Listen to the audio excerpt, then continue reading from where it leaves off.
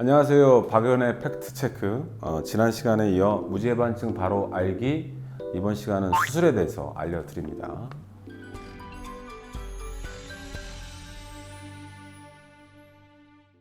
무지해반증은 예전에도 안 좋은 선입견이 있었던 것처럼 많은 경험이 필요한 수술입니다. 족부 정형외과 전문이죠. 족부를 주로 전문으로 하는 우리나라에 좀 활발하게 활동하는 의사들이 한 200명에서 300명 정도 있습니다. 물론 그분들이 다 경험이 많은 건 아니지만 이런 족부 전문 병원에 있는 의사들은 수천 회 이상의 경험을 가진 족부만을 전공을 하는 이런 분들이 수술을 하기 때문에 아무래도 일반적인 족부 이외의 여러 가지 질환을 하는 그런 의사들보다는 더 전문적이고 더 좋은 결과를 얻을 수 있겠죠. 자랑을 하자면 저희 병원에는 족부를 전공을 하는 정형외과 전문의가 6분이나 계십니다. 썰렁했냐? 무지해반증 수술하는 대부분의 의사들은 한 가지 방법, 본인이 익숙한 수술 방법 한 가지로 수술하는 경우가 많습니다. 가장 중요한 거는 변형 각도에 따른 그 환자에게 맞는 가장 정확한 절골술을 하는 게 가장 중요합니다. 초기 때는 물론 수술이 필요가 없겠죠. 적절한 신발 선택이라든가 필요하면 교정기 같은 걸 통해서 어느 정도 진행을 늦출 수는 있는데요. 이제 무지해반증이 진단이 되고 불편함이 있는 20도 이상의 30도 이내에 무지해반각이 중기인 분들은 사실은 통증이 심하지 않은 경우는 불편함이 많지 않으면 수술을 많이 권하고 있지는 않습니다. 그러나 20도가 넘어가게 되면 그때부터 보행이 틀어지고 굳은 살이 나타나고 수술이 필요한 경우가 많이 있죠. 중기인 경우에는 원위부에서 절골술을 합니다. 뼈에 실금을 내서 두 번째 발가락과 평행하게 하는 그런 절골술을 시행하는데, 이 절골술을 어떤 방법으로 하느냐, 얼마나 많이 했느냐가 되게 중요합니다. 그래서 저 같은 경우에는 무지해반증을 수술하는 방법이 5가지, 6가지를 하고 있는데요.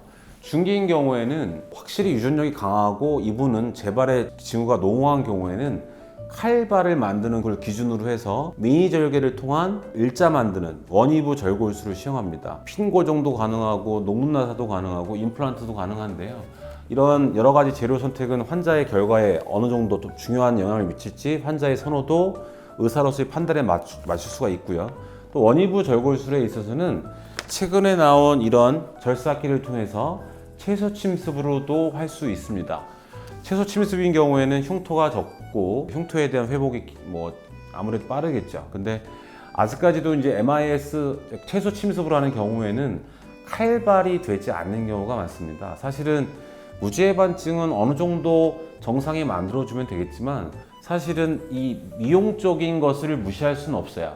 저희가 정형외과 의사지만 환자들이 원하는 기호에 맞춰서 칼발이 되기 위해서는 원위부 절골술하는 중기인 경우에도 그 환자에게 맞는 정확한 수술을 선택하시는 게 중요하고, 근위부근, 원위부근, 칼발을 만드는 것이 대부분 예후는 가장 좋습니다.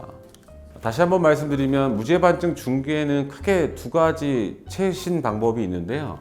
원위부 절골술을 통해서 칼발이라고 하죠. 일자발을 만드는 방법이 있고요. 두 번째는 최근에 나온 이런 절삭기를 통해서 피부에 구멍을 내고 구멍을 통해서 뼈에 실금을 내고 뼈를 이제 일자로 만들어주는, 그러나 좀 칼발이 좀 되지 않는 단점이 있는 방법이 있습니다. 그래서 환자분에게 맞는 구멍을 내서 하는 채소 침습 방법을 통해서 수술을 하느냐, 아니면 보편적인 예전부터 해왔던 원위부 절골술을 하느냐는 경험이 많은 족부 의사와 상의한 후에 결정하는 것이 가장 좋습니다.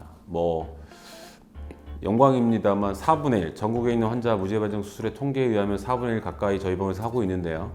저희 병원에 오는 환자분들의 대부분은 아주 심한 후기 아니면 양측 변형이 심한 경우가 많습니다. 이런 경우는 수술이 어려울 뿐더러 많은 경험들이 필요하죠.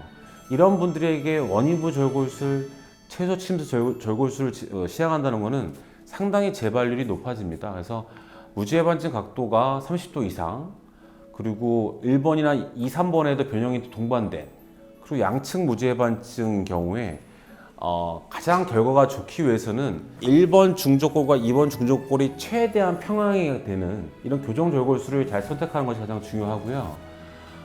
수술이 짧게 할 수 있을 때 양측을 할 수가 있는 가능성이 높죠. 그래서 양측 무지해반증을 수술하는 경우도 많지 않을 뿐더러 양측인 경우에는 그 병원의 그 의사의 숙련도, 뭐 양측 무지해반증을 2-3시간 수술한다고 하면 그 수술은 너무 환자에게 부담이 될 테니까요. 그래서 무지해반증 후기나 말기인 경우에 양측인 경우에는 더더군다나 그 절골술을 얼마나 많이 오랫동안 했는지 그 의사의 숙련도 또 병원의 선택 그 의사가 어떤 방법으로 하는지 그거에 따라서 결과와 앞으로 여러 가지 영향이 있기 때문에 특히 이제 무지해반증이 많이 진행된 경우에는 환자분들이 여러 가지 정보를 통해서 올바른 병원과 올바른 의사 선택이 중요합니다.